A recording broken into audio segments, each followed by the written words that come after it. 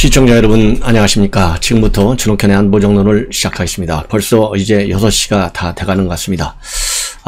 이제 내일이면요 귀성길에 오르신 분들 많을 것 같아요. 특히 안전 운전하시고 또 이 코로나 확산에 그야말로 뭐라 그럴까요, 각별히 조심을 해야 되겠다. 특히 수도권에 있는 분들 많은 조심을 해야 되겠다라는 생각이 듭니다. 먼저 이번 시간 첫 번째 뉴스는요, 조성은이 관계로 말씀을 드리겠습니다. 조성은 씨가 드디어 큰 또 폭탄 선언을 했어요. 하나는 내가 이제 언론 활동을 중단하겠다 이렇게 입장을 밝혔고요. 다른 하나는 뭘 발표했느냐, 내가 미국에 가겠다, 이렇게 두 가지를 발표를 했습니다. 그러다 보니까 도대체 이 조성은이라는 사람이 어떤 사람이냐, 누가 이렇게 정치판에서 조성은이를 이렇게 키워줬느냐, 이 배후 인사가 누구냐, 이런 이제 의혹이 제기될 밖에 없지 않습니까? 그런데 지금 현 상황에서는요, 가장 수면 위로 세게 떠오르는 사람이 박지원이에요. 그래서 이 박지원 원장이 과연 어느 정도로까지 이 조성은이를 키워줬느냐, 이것이 이제 언론의 핵심인 것 같고요. 그 다음에 국민의힘 입장에서는 어쨌든 간에 지금 조성은이가 뭐라고 선언했습니까? 내가 국민의힘은 떠나지 않겠다라고 했거든요. 야, 이거 어떻게 보면요, 참 골 때리는 거예요. 저 같으면 정치판을 떠나겠습니다, 이렇게 국민들이 모두가 바라는 것을 깨닫는 사람이 가장 상식적으로 정상적인 사람이 아니겠어요? 근데 이 조성은이는 나는 정치판 떠나지 않겠다, 그리고 국민의힘은 떠나지 않겠다는 얘기나, 국민의힘은 떠나지 않겠다라고 지금 언론에 나오는데, 이 얘기는 결국 뭡니까? 정치판을 떠나지 않겠다라는 얘기밖에 안 돼요. 자, 그러면 지금 현재 이 고발 사주 의혹이 윤석열 총장에 대한 이 공세 차원에서 제기된 것으로 우리가 인식하기 시작했는데요. 상황이 이 조성은이가 헛발질 많이 하고 이 박지원이도 헛발질 많이 하다 보니까 이게 정치 공작이구나, 이래서 오히려 여권의 역풍이 불고 있어요. 그러다 보니까 여권은 여권대로 상당히 우려하고 또 걱정하고 뭔가 이래서는 안 된다라는 이러한 이런 걸 뭐라고 그러죠? 긴장의 분위기가 있다는 거예요. 그래서 박지원 원장에 대해서도 우려를 하고 있는 그런 분위기라고 합니다. 그래서 여권 안에서도요, 박지원 원장이 그래도 구단인데 뭐 괜찮겠지 하지만, 이번 고발 사주 의혹이 젊은 여성 조성은과 이 대한민국 권력의 최고 상징인 박지원과의 이런 모종의 썸씽이라고 우리가 표현하면 딱 좋을 것 같아요. 이럴 때 야, 그 사람들 뭐 썸씽 있는 거 아니야? 이런 얘기를 우리가 사회생활 하면서 많이 하잖아요. 이런 이 썸씽인 것 아닌가라는 의혹을 저버릴 수가 없어요. 그 가장 큰 이유는 여러분께 말씀을 드렸지만은, 페북을 통해서 뭐 이 하트라는 이 하트 이거 이모티콘 이거를 여러 번 썼어요. 거기 또 애정이라는 표현도 썼어요. 그리고 뭐 생일날 했나요? 제 기억에 박지원 원장을 못 만나가지고 80%밖에 만족을 못했다. 왜냐면은 생일 케이크인가 뭘 보내왔잖아요, 박지원이가. 그러니까 이 박지원 원장, 당신을 봐야 내 양이 100% 찬다, 그러면서 이 애정 표현, 하트 이런 걸 막 날렸어요. 그리고 최근에는 차 한잔 마신다고 하면서 왜 뭐 마셨느냐, 무슨 얘기를 했느냐, 그러니까 이 박지원 원장 너무 안타까워갖고 너무나 지쳐있는 것 같아서 내가 힘내라고 했다. 이게 33살짜리 어린 젊은 여성이 84 다 된 박지원 원장한테 힘내십시오. 물론 얼마든지 할 수 있고 좋은 의미죠. 이거를 나쁘게 표현할 이유는 하나도 없어요. 그러나 이게 적절한 사회적 지위와 그리고 정치 역적으로 볼 때 적절한 사이에서 나올 수 있는 얘기예요. 있나 이거예요. 이것도 정상적으로 만남이 약속된 장소에서 정상적으로 충분한 시간 있는 데서 얘기한 것도 아니고, 나 근처에 와 있어, 시간 있나? 그러니까 회의를 하다 말고 회의를 포기하고 나가서 1, 20분짜리 차를 마시는 사람이 바로 조성은이에요. 거기서 힘내라고 얘기했다는 거 아니에요? 그러면 그 사전에 그 1, 20분 사이에 하는 얘기 갖고 힘내라, 잘 버텨라, 이런 격려성 얘기가 나오겠어요? 벌써 그 사이에 어떤 방법이 됐든지 간에 박지원 원장이 시달린다고 하는 것을 충분히 알았기 때문에 당신 힘내라, 이런 얘기를 했지 않았겠느냐. 여기에 뭔가 숨은 뭐라고 그러죠, 이런 걸? 스모킹 건이 있을 수 있다는 거죠. 둘 사이에 특별한 관계라고 우리가 추정할 수 있는 여러 근거들이 나오는 거예요.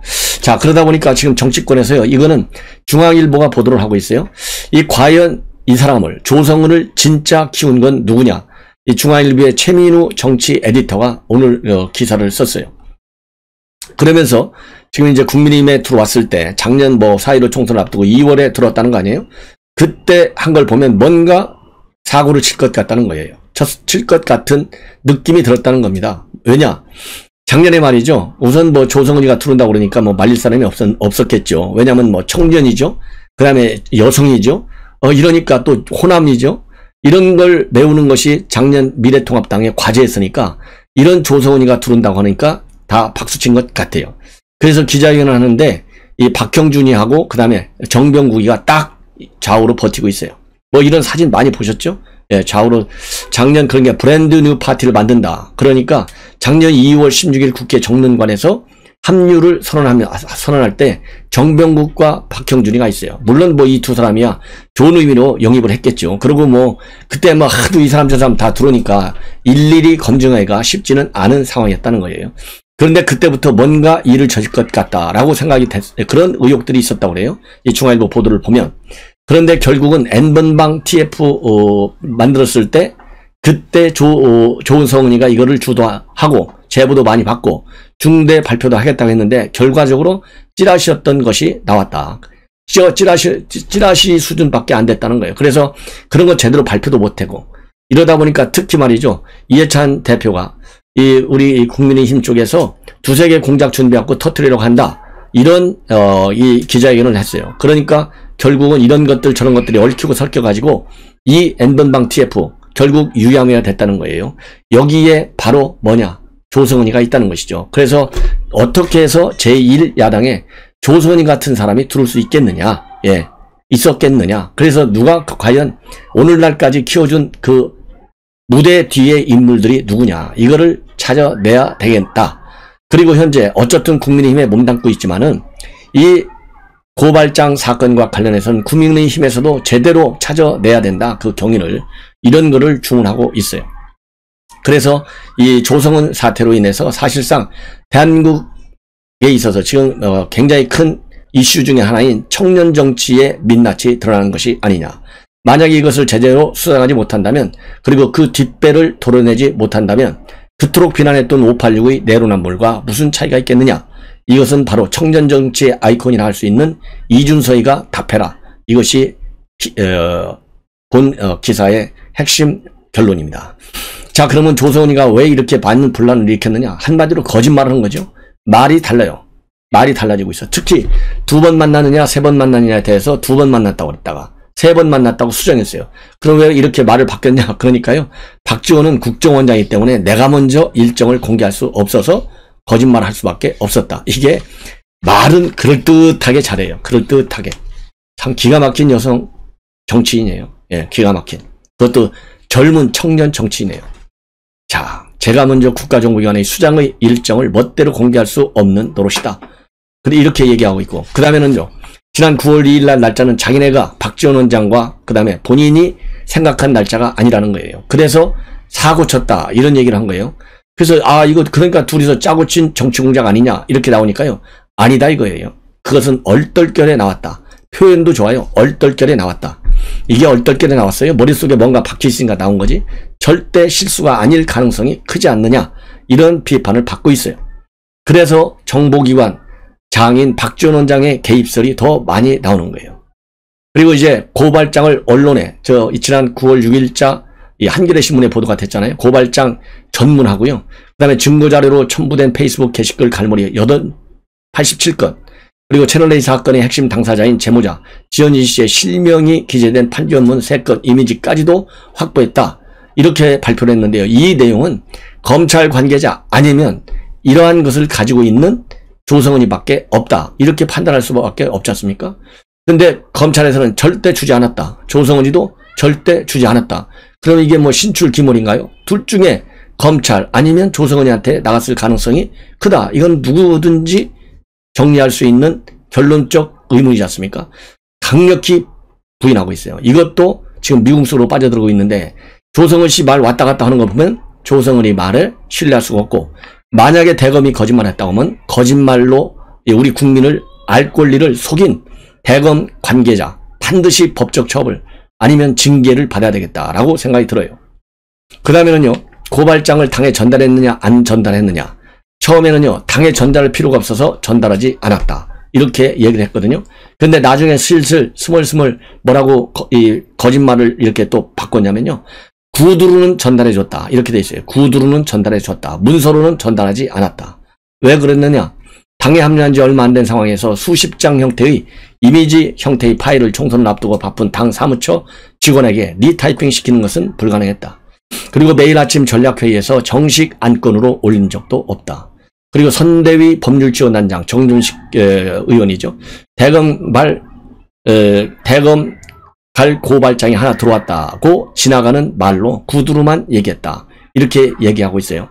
그러면서 저는 한 것은 했다, 안 한 것은 안 했다 라고 말씀드리고 있는데, 나를 갖다가 거짓말쟁이자 믿을 수 없는 사람이다, 또 어찌저찌한 젊은 여성이다, 이런 이미지를 강화시키고자 하는 마타도어와 말꼬리 잡기는 무척 유감스럽다, 이렇게 반발하고 있어요. 그러면서 이제 언론 활동은 중단하겠고 해외 사업 진출, 즉 이 스타트업 사업을 하고 있다, 이렇게 알려주고 있잖아요. 본인이 세계 기업 가지고 있다는 아주 대기업인이잖아요. 미국으로 출국하겠다라고 페북을 통해서 밝혔어요.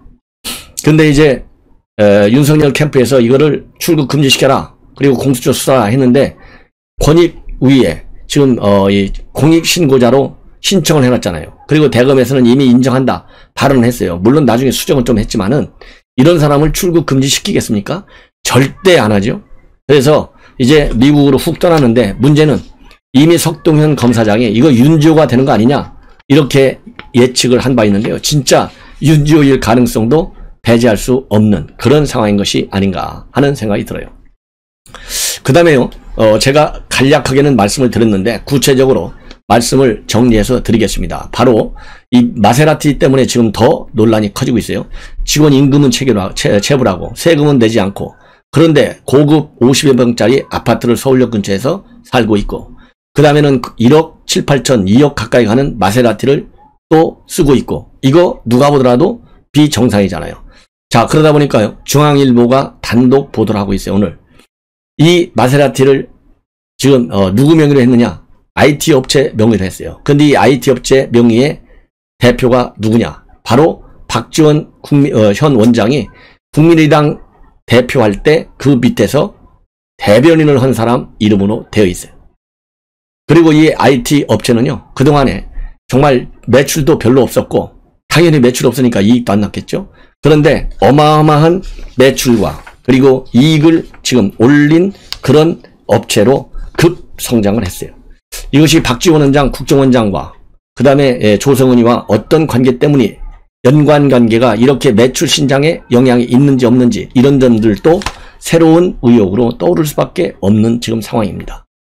그러면은 지금 이 업체 좀 자세히 말씀을 드리면요, 2015년도에 창업된 IT 업체인데 그전에는 이모 씨가 대표였어요. 그러다가 지금 현재 김종구 대변인 출신 김종구가 대표이사를 맡은 것은 지난 4월 달에 대표가 됐고, 똑같은 날 조성은이를 이사로 영입을 했어요. 그 영입할 때는요, 투자를 유치하고 또 이 정부 관련 사업, 이런 정부 지원금도 받아내고 투자도 유치하고 이런 데 써먹으려고 이 조성은 씨를 영입했다, 이렇게 지금 밝혀지고 있어요. 예. 그런데 이 실소유주 이 씨는요, 이 사람이 이렇게 정치권에서 유능한 인물인지는 몰랐다. 그리고 회사하고 정치인들은 아무 관련이 없다, 이렇게 강조를 하고 있습니다. 그리고 이제 조성은 씨와 같은 날 이 대표이사를 영입한 이유, 또 이런 거에 대해서는요, 이 씨 입을 또 다물고 있어요. 그런데 이 김종구 씨는 대표를 맡았지만 본인은 단돈 1원 하나 받은 적도 없고 결제한 것도 하나도 없어서 지난 7월 19일 날 사표를 냈다. 그러면 왜 이 IT 업체에 갔느냐 물어보니까요, 중앙일보에서 물어보니까 목적은 없다, 더 묻지 말라. 아니, 목적 없이 왜 IT 업체 대표로 가요? 이거야말로 웃기는 거 아니에요? 그러니까 김종구도 웃기는 사람이고 조성은이는 더더욱 이해할 수 없는 정체가 된 거예요. 예. 그래서 이 조성은 씨는 여기와 관련해서요, 소개를 받고 투자 유치를 맞는 조건으로 일하게 됐다. 일을 그런데 시작하기도 전에 실소유주 이 씨와 분쟁을 겪은 탓에 일도 못했고 급여를 하나도 못 받았다, 이렇게 밝히고 있습니다. 예. 그래서 이 조 씨는요, 이 IT 업체의 실소유주 이 씨에 대해서 횡령 탈세 의혹을 제기하고 있는 중이고, 이에 대해서 이 씨는 이거야말로 전형적인 헛소리다, 이렇게 얘기하고 있고요. 그리고 이제 이 마세라티는 이 회사 명의로는 했지만은 리스 비용은 본인이 납부했다, 조성은 씨는 그렇게 밝히고 있어요. 예. 그래서 이 리스 비용은 그러면 마세라티인데요. 리스 비용은 매월 나갈 거 아니에요? 누구 돈으로 이거를 지불했는지, 이 돈의 출처도 같이. 그러니까 아파트, 서울역 근처에 있는 고급 아파트로 그 아파트 관련 모든 자금 조달, 그 다음에 이 마세라티 관련 리스 대금의 출처, 그리고 세금, 연체, 임금 체불 이런 거 있는데, 임금 체불 허위라고 했는데요. 체불된 임금, 또 이 세금 연체 이런 거 없다 그랬으면은 뭐 이 세금에 대해서는 없다라고 분명히 밝히지는 않았어요. 임금 체불은 없다, 허위사실이다 이렇게 반박했으면 체불된 임금이 진짜 없었는지, 있었다면 또 어떤 돈으로 체불된 임금을 해결했는지, 이런 것들도 새롭게 정리되어야 할 의혹 중에 하나다. 예, 그러면 이 A 회사는 어느